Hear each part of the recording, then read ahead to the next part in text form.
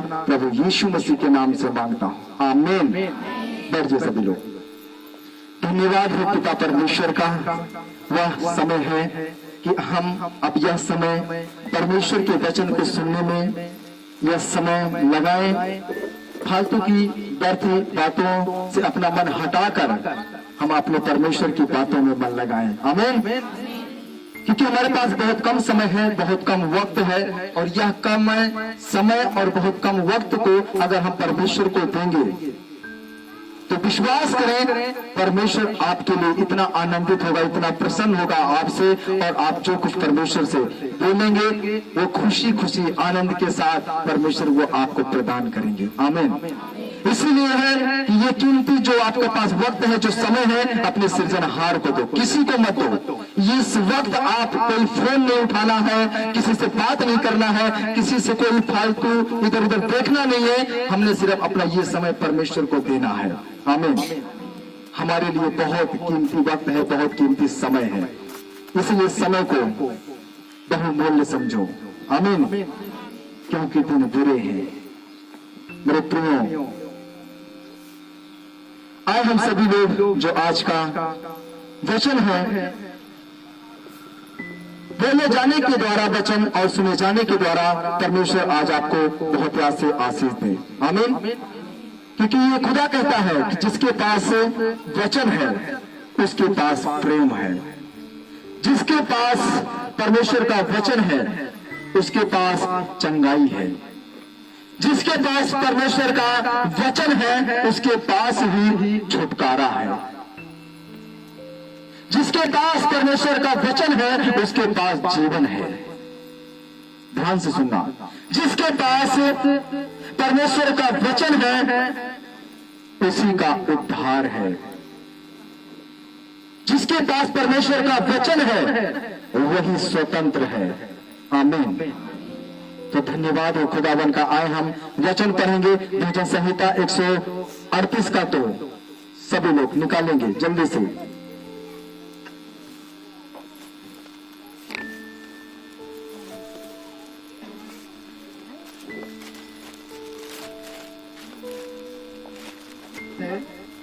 भजन संहिता 138 उसका 2। मैं तेरे पवित्र मंदिर की ओर दंडवत करूंगा और तेरी करुणा और सच्चाई के कारण तेरे नाम का धन्यवाद करूंगा, क्योंकि तूने अपने वचन को अपने बड़े नाम से अधिक महत्व दिया है, आमीन। मेरे प्रियो, भजनकार कहते हैं कि हे प्रभु, मैं तेरे पवित्र मंदिर की ओर दंडवत करूंगा और तेरी करुणा और सच्चाई के कारण तेरे नाम का धन्यवाद करूंगा, क्योंकि तूने अपने वचन को अपने नाम से ज्यादा महत्व दिया है। आज ऐसे कितने भाई बहन हैं जो सिर्फ प्रभु के लिए ही वो दंडवत करते हैं, परमेश्वर के सामने घुटने टेकते हैं, क्योंकि भजनकार कहता है कि इसलिए मैं तेरे सामने ही मैं दंडवत करूंगा। आप लोग जब रास्ते में आते हैं, जब परमेश्वर के मंदिर में आते हैं, क्या आपसे किसी ने पूछा है कि हे मेरे भाई, हे मेरी बहन, कहां जा रहे हो? इतना सज धज के कहां जा रहे हो? आमीन। उस वक्त आपके अंदर क्या डर होता है? क्या आपके अंदर शर्मिंदगी होती है?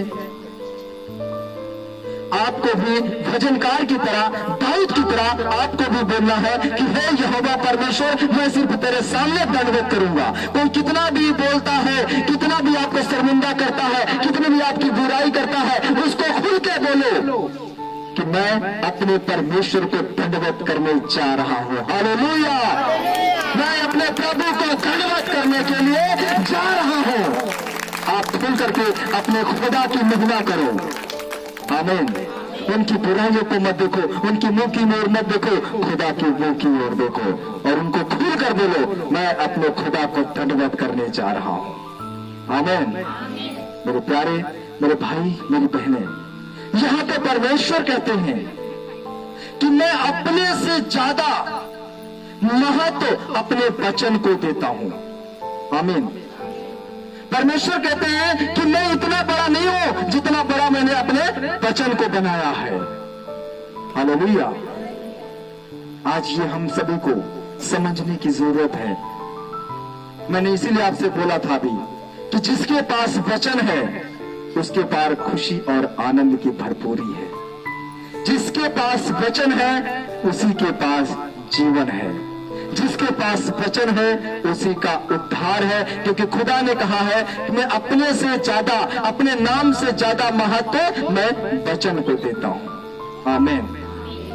मेरे प्यारे, मेरे भाई और मेरी बहनें, आपके पास चाहे इस संसार में धन हो या ना हो, दौलत हो या ना हो, घर हो या ना हो, बिजनेस हो या ना हो, नौकरी हो या ना हो, लेकिन आपके पास परमेश्वर का वचन हो। आमीन। परमेश्वर का वचन हो, क्योंकि खुदा ने कहा जिसके पास वचन है उसी का कल्याण है। जिसके पास वचन है उसी का उद्धार है। आमीन। जब खुदा का आपके पास वचन होगा, जब परमेश्वर का आपके पास सामर्थी वचन होगा, विश्वास करो प्रियो, आप हर बात से आप आजाद होंगे, हर बात से आप स्वतंत्र होंगे। आमीन। प्यारे मेरे भाई, मेरी बहनें, परमेश्वर का वचन का होना हमारे लिए अति आवश्यक है, क्योंकि परमेश्वर ने वचन को सबसे अधिक महत्व दिया है। क्योंकि जिसके जीवन में परमेश्वर का वचन है उसी का उद्धार है। आमीन। आज बहुत सारे लोग हैं जो परमेश्वर के वचन को ठुकरा दिए हैं, जो परमेश्वर के वचन को अहमियत नहीं दिए हैं। आज ऐसे बहुत सारे लोग हैं क्योंकि वो स्वतंत्र नहीं हुए, उनके जीवन में यह वचन ठहरा नहीं। शैतान आया, उनके बीच में से वचन को चुरा ले गया। हालेलुया। और वो लोगों ने परमेश्वर के वचन को अहमियत नहीं दिया। आज वो दर बदर वो भटक रहे हैं, उनको सही मार्ग नहीं मिल रहा है। अपनी परेशानियों से वो और परेशान हो रहे हैं, लेकिन वो बयान नहीं कर पा रहे हैं कि मैं बहुत दुखी हूं, मैं बहुत परेशान हूं, मेरी हालात पहले से बहुत ज्यादा बदतर हो चुकी है। वो बयान नहीं कर सकते हैं। कैसे कहें कि हमने प्रभु के वचन को छोड़ दिया, टुकरा दिया। मुझे तो शर्म आ रही है प्रभु यीशु मसीह के भवन में दोबारा आने से। मैं क्या मुंह लोगों को दिखाऊंगा, मैं कैसे उनसे बातें करूंगा, लोग मेरा मजाक उड़ाएंगे, मैं कैसे जाऊं। आना चाहते हैं लेकिन वो आ नहीं पा रहे हैं। अभी भी शैतान उनको रोक रहा है। वो कभी नहीं चाहता है कि वो पश्चाताप करें, वो कभी नहीं चाहता है कि ये दोबारा परमेश्वर के प्रार्थना के घर में आए, वो कभी नहीं चाहता है कि आपकी अपराध क्षमा हो जाए। आमीन। और जिसके पास वचन होगा वो ठोकर का कारण कभी नहीं बनेगा। आमीन। जिसके पास वचन होगा वो ठोकर का कारण नहीं बनेगा, वो परमेश्वर से आनंदित रहेगा। परमेश्वर ने जो कुछ आपको दिया है उससे आनंदित रहेगा। फिर भी लोग पूछते हैं कि मुझे प्रभु ने दिया ही क्या है, मुझे खुदा ने दिया ही क्या है मेरे पास। खुदा ने आपको जिंदा रखा है, आपको जिंदगी दी है खुदा ने। इसको कहां से आप भूल गए? जो आप सांस ले रहे हैं ये क्या आपने पैसे से खरीद कर लाया है? किसी मार्केट से, किसी बाजार से आपने खरीद कर लाया, किसी दुकान से खरीद कर लाया? ये हवा भी खुदा आपको दे रहा ताकि आप जिंदा रह सको। हालेलुया। बोलते हैं कि खुदा ने मुझे दिया क्या है? ये जो आप पानी पार पी रहे हैं, जो आपका जीवन है, पानी के बिना कोई जी सकता है? ये किसने दिया? कहां से लाए आप? कहां से खरीदे हैं? खुदा ने दिया है। और फिर बोलते हो खुदा ने मुझे दिया क्या है? आमीन। ये पानी क्या है? हमें जीवन देता। खुदा ने तुम्हें पानी दिया है ताकि तुम जीवन पा सको, तुम जिंदा रह सको। इससे बड़ी चीज और आपको क्या चाहिए कि खुदा ने आपको जीवन दिया है। आमीन। परमेश्वर ने आपको क्या दिया है? जीवन। इसीलिए परमेश्वर का वचन जिसके पास है वो स्वतंत्र है। उसको बताने की जरूरत नहीं है कि खुदा ने तुझे दिया क्या है। वो खुद ब खुद जानता है कि मुझे खुदा ने दिया क्या है। आज मैं जिंदा क्यों हूं, किसकी वजह से हूं। वो अपने आप स्वतंत्र हो जाता है। उसको किसी चीज को बताने की जरूरत नहीं पड़ती है। हालेलुया। प्रभु यीशु मसीह के नाम में की मेरे प्यारे, मेरे भाई, मेरे बहन, इसलिए जिसके पास वचन है उसका क्या है? वो स्वतंत्र है। आमीन। क्योंकि लिखा है यूहन्ना 8:32, तुम सत्य को जानोगे और सत्य तुम्हें स्वतंत्र करेगा। परमेश्वर का वचन कहता है, आप लोग ध्यान से सुने, परमेश्वर कहता है तुम सत्य को जानोगे और सत्य तुम्हें स्वतंत्र करेगा, सत्य तुम्हें आजाद करेगा। आमीन। मेरे प्यारे, मेरे भाई, मेरी बहनें, हम देखते हैं कि प्रभु यीशु मसीह के 12 चेले थे। जहां भी प्रभु यीशु मसीह प्रचार करने के लिए जाते थे, जहां भी, जिस नगर में भी प्रभु यीशु मसीह सिर्फ समाचार सुनाने जाते थे, चेले उनके साथ साथ जाते थे। आमीन। बोलो आमीन। आपको मालूम है प्रभु यीशु मसीह ने अपने जीवन में बहुत कम सेवकाई की है, बहुत थोड़ा समय दिया है प्रभु यीशु मसीह ने सेवकाई में, परंतु उन कम समय के दिनों में भी उनके चेले उनके साथ थे। प्रभु ने जो अद्भुत काम किए, प्रभु ने जो चमत्कार किए, उन्होंने अपनी आंखों से देखा।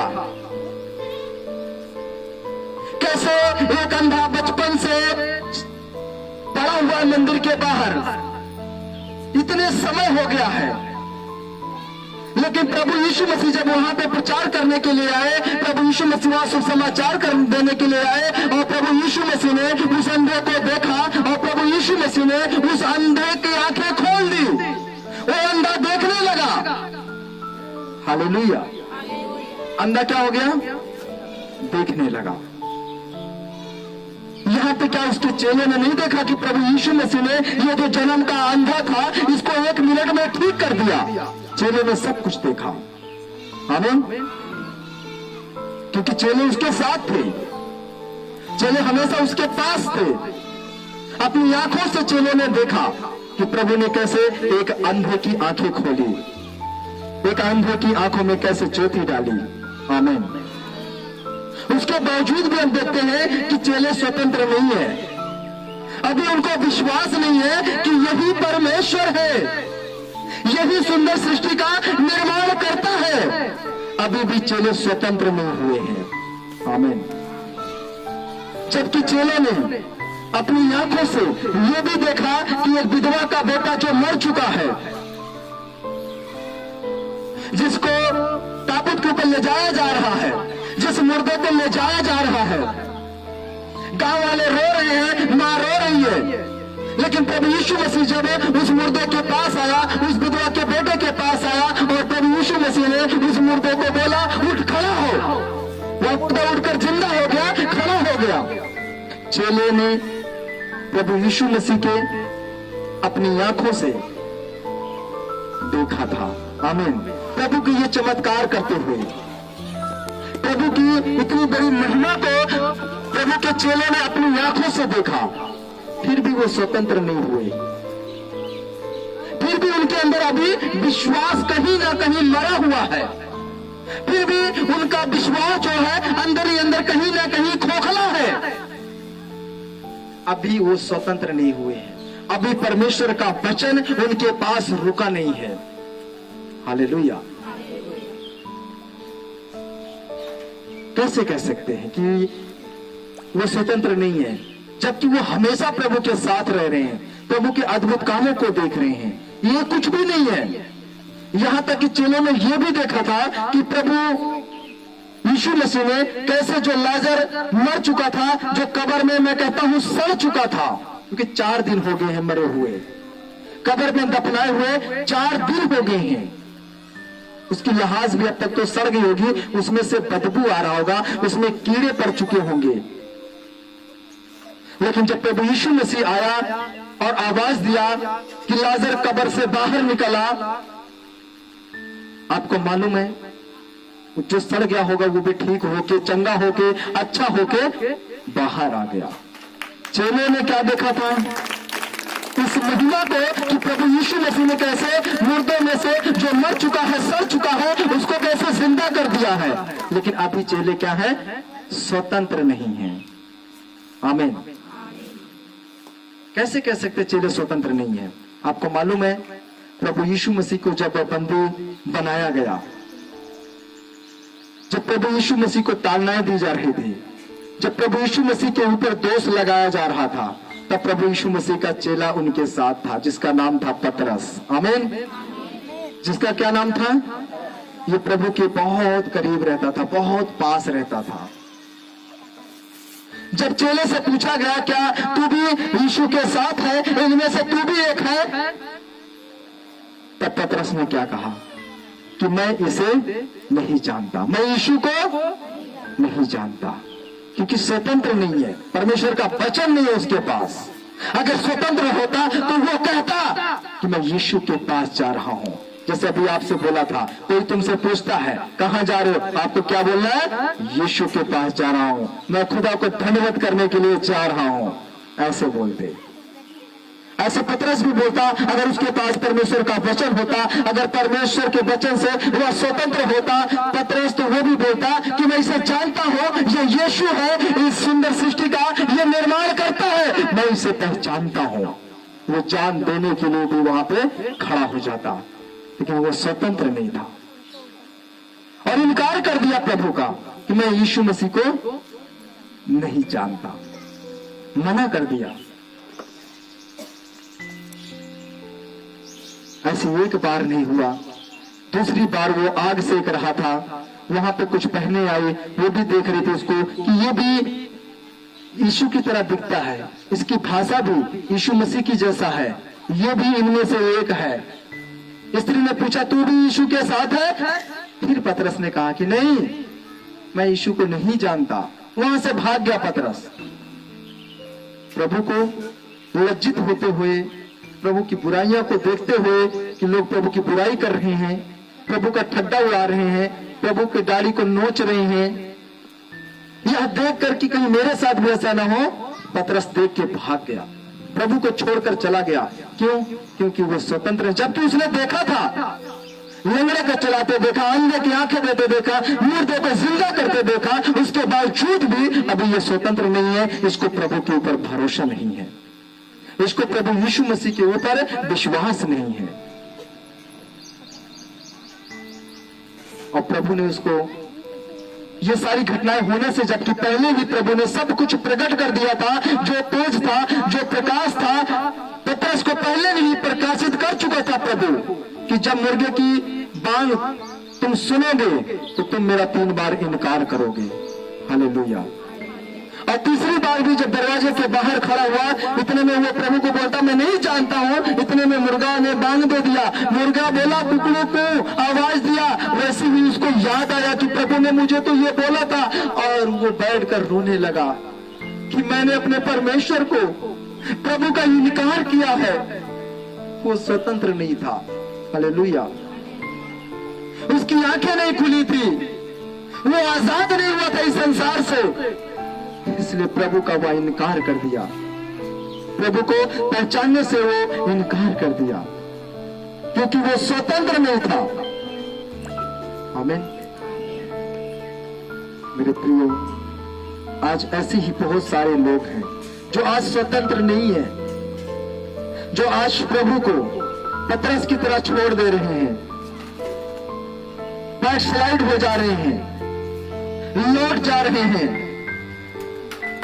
क्योंकि उनके पास परमेश्वर का वचन नहीं। जबकि उन्होंने देखा कि उनकी हालात कैसी थी, उनकी परिस्थितियां कैसी थी, प्रभु ने कल उनके जीवन में काम कैसा किया था, उन सारी बातों को भूल गए, प्रभु के सारे उपकार को वो भूल गए और पतरस की तरफ प्रभु का साथ छोड़ दिया। आमीन। कितने लोगों के जीवन में प्रभु ने उपकार किया, और आज प्रभु के उपकार को वो लोग भूल गए हैं, क्योंकि परमेश्वर का उनके पास क्या नहीं है? वचन नहीं है। क्योंकि जिसके पास वचन है उसी का उद्धार है। उसको मालूम है कि मेरा उद्धार यही से है, उसको मालूम है कि मेरा उद्धार यही प्रभु से है। तो मैं प्रभु को छोड़कर कहां जाऊं? किसके पास जाऊं? जीवन की बातें तो यीशु के पास है, मैं किसके पास जाऊं? Hallelujah, hallelujah. आपको मालूम है, जब पतरस ने मुर्गे की आवाज सुनी होगी, जब उसकी आत्मा भूल गया होगा, उसको परमेश्वर की बातें याद आई होंगी, वो कितना पछताया होगा। हर रोज वो रोता होगा कि मैंने प्रभु का इनकार क्यों किया। इतना उसको दुख ऐसे नहीं हो रहा होगा, लेकिन जिस दिन वो मुर्गे की आवाज सुनता होगा, उस दिन उसको और रोना आता होगा कि प्रभु ने ये चिन्ह मुझे दिया था। मुर्गे की आवाज सुनकर हर रोज वो रोता होगा, घुट घुट के रोता होगा कि मैंने अपने सृजनहार को नहीं पहचाना, मैंने प्रभु को नहीं पहचाना। जब भी वो मुर्गे की आवाज सुनता होगा, तब तक वो घुटता होगा, तब तक वो रोता होगा कि मैंने प्रभु का इनकार क्यों किया, मैंने प्रभु का इनकार क्यों कर दिया। हर रोज वो रोता होगा, हर रोज वो पछताता होगा, हर रोज वो पश्चाताप करता होगा। आमीन। हम देखते हैं जब इब्रानियों में 12 में पढ़ते हैं, तो प्रभु ने कहा, गवाहों का ऐसा मैं बादल देखता हूं जो आसमान में छाया हुआ है। आमीन। ये गवाहों का बादल कौन है जो आसमान में आज पृथ्वी के छोर तक छाया हुआ है? कौन है ये गवाहों का बादल? ये 12 संत लोग हैं। कौन लोग हैं? 12 संत लोग हैं, 12 प्रभु के ये चेले हैं। क्योंकि पतरस ने देखा कि मैंने प्रभु को धोखा दिया है, जब मुर्गे ने बांध लिया तब ये स्वतंत्र हो गया।